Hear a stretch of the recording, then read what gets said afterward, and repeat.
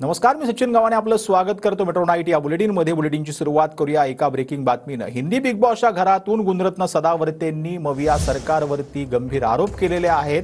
मवियाचं सरकार असताना खंडाळा घाटात माझा एन्काउंटर करणार होते असं गुणरत्न सदावर्ते यांनी म्हटलंय। एका वरिष्ठ पोलीस अधिकाऱ्यांनी एन्काउंटर संदर्भात मला सांगितल्याचं देखील गुणरत्न सदावर्ते यांनी म्हटलंय।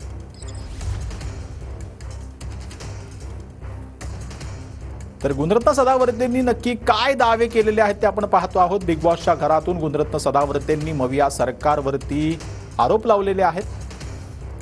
मवियाचं सरकार असताना खंडाळा घाटात माझा एन्काउंटर करणार होते असं सदावर्ते यांनी म्हटलंय। शरद पवारांच्या घरावरील हल्ल्या प्रकरणात मला आरोपी करण्यात आलं होतं।